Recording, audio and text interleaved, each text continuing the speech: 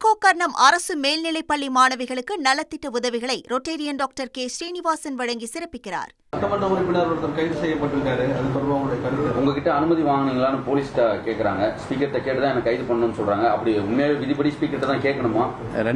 ரெண்டு முறை மூன்றாம் முறையாக சட்டமன்ற உறுப்பினராக வந்திருக்கின்ற மாண்புமிகு சட்டமன்ற உறுப்பினர் மான்கண்டேன் அவர்கள் கைது செய்யப்பட்டிருக்கிற செய்தி குறிப்பு எங்களுக்கு வந்திருக்கிறது. அது எல்லாம் செய்தி குறிப்பாக மற்ற சட்டமன்ற உறுப்பினர்களுக்கு நாங்கள் அறிவிக்க இருக்கிறோம். மாண்புமிகு பேரவைத் தலைவரை கேட்டுவிட்டுத்தான் கைது செய்ய வேண்டும் என்கின்ற அந்த விதி இல்லை. அதை பற்றி நான் விளக்கமாக சொல்லுவது அவருக்கு மட்டுமல்ல, மற்றவர்களுக்கு அது தெளிவாக இருக்க வேண்டும் என்று நான் விரும்புகின்றேன். பேரவைக்கு வெளியே நடக்கிற நிகழ்வுகளில் சட்டமன்ற பேரவைத் தலைவர் எப்படி ஈடுபடலாம் என்பதை பற்றிய அந்த விளக்கத்தை நான் உங்களுக்கு படித்து விடுகிறேன்.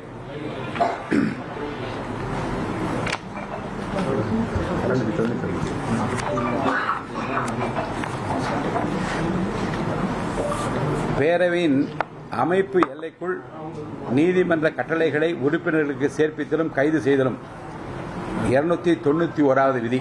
அது என்ன சொல்வது என்றால், பேரவைத் தலைவரின் முன் அனுமதியின்றி எவரையும் பேரவையின் அமைப்பு எல்லைக்குள் கைது செய்யக்கூடாது.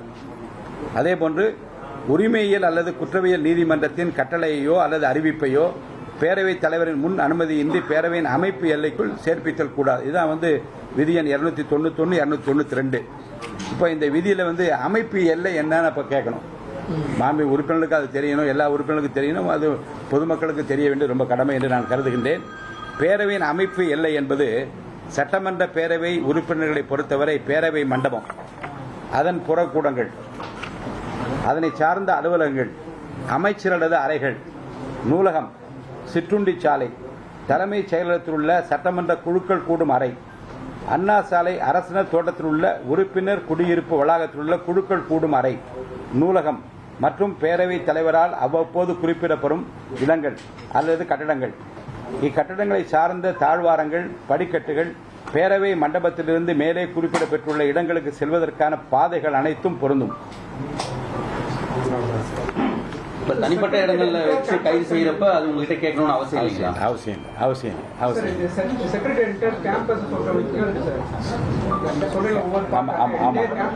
Entire camp, yes. whatever I mentioned is இதுதான் அந்த விதியில் தெளிவாக குறிப்பிடப்பட்டிருக்கிறது. அந்த அடிப்படையில் வெளியிலே நடக்கிற சம்பவங்களில் பேரவை தன் அனுமதி பெற்றுதான் கைது செய்ய வேண்டும் என்று விதியில் இல்லை. ஆனால் அரசு பண்ணது பிறகு உங்களுக்கு தகவல் சொல்லணுங்களா? அரசு கைது செய்யப்பட்டவுடன் மாவட்ட கண்காணிப்பாளர் உடனடியாக எனக்கு தகவல் தெரிவித்திருக்கிறார். 24 மணி நேரத்திற்கு மேலாக அவரை காவலில் வைத்திருக்க வேண்டிய நிலைமை ஏற்பட்டால் நான் அதை மற்ற மாண்புமிகு சட்டமன்ற உறுப்பினர்களுக்கு முறையாக தகவல் தெரிவிக்க வேண்டும். அந்த வகையில் இந்த உறுப்பினர் கைது செய்யப்பட்டிருக்கிற தகவலும் மற்றவர்களுக்கு தெரியப்படுத்தப்படும். தொடர்ச்சியாக நேற்று கூட அமைச்சர் வன்னியரசு சபாநாயகர் இதில் விவகாரத்தில் நடவடிக்கை எடுக்கணும், அவர் முதலமைச்சர் அவதூறாக பேசின விவகாரத்தில் அப்படின்னு கோரிக்கை வச்சிருக்காரு. அமைச்சர் பிசிகாவுடைய முக்கிய பிரமுகர், நீங்க எப்படி பாக்குறீங்க? இந்த பிரச்சனையில் மாண்புமிகு சட்டமன்ற உறுப்பினர் பேசிய அந்த பேச்சுக்கள் தமிழக மக்களிடையே மிகப்பெரிய வருத்தத்தையும் கோபத்தையும் ஒரு கொந்தளிப்பையும் ஏற்படுத்திய நிலைமைத்தான் ஊடகங்கள் மூலமாக நான் தெரிந்து கொள்ள முடிகிறது. அது நியாய உணர்வுள்ள யாரும் இது சரி என்று சொல்ல மாட்டார்கள். இருந்தாலும் பேரவைத் தலைவரை பொறுத்தவரைக்கும் என் கவனத்திற்கு இந்த பிரச்சனை கொண்டு வரப்படுமானால் என்ன நடவடிக்கை எடுக்கலாம், எந்த காலகட்டத்தில் எடுக்கலாம் என்பதை பற்றி நான் நிச்சயமாக முடிவெடுப்பேன். அப்படி விதிகளில் இடம் இருக்குங்களா? நீங்க நடவடிக்கை இது மாதிரி பொதுவெளியில பேசுறது அது உங்களோட அக்கௌண்டபிலிட்டிக்குள்ள வருமா? உங்க இடத்துக்குள்ள பேசுறது உங்க அக்கௌண்டபிலிட்டி வருமா? பேரவைக்குள் என்ன நடக்கப் போகிறது, என்ன நடத்துவேன் என்று அவர் தெளிவாக பேசியிருக்கிறார். ஆக பேரவையினுடைய மாண்பினை குறைக்கின்ற வகையிலும் பேரவைக்குள் அவர் என்ன செய்ய போகிறார் என்பதை பற்றி சொல்லியிருக்கிற கருத்துக்களும் நிச்சயமாக எழுத்துப்பூர்வமாக என்னுடைய கவனத்திற்கு கொண்டு வரப்பட்டால் என்ன நடவடிக்கை எடுக்கலாம் என்பதை பற்றி நான் ஆய்வு செய்து நிச்சயமாக நடவடிக்கை எடுப்பேன். திருக்கோக்கர்ணம் அரசு மேல்நிலைப்பள்ளி மாணவிகளுக்கு நலத்திட்ட உதவிகளை ரொட்டேரியன் டாக்டர் கே ஸ்ரீனிவாசன் வழங்கி சிறப்பிக்கிறார்.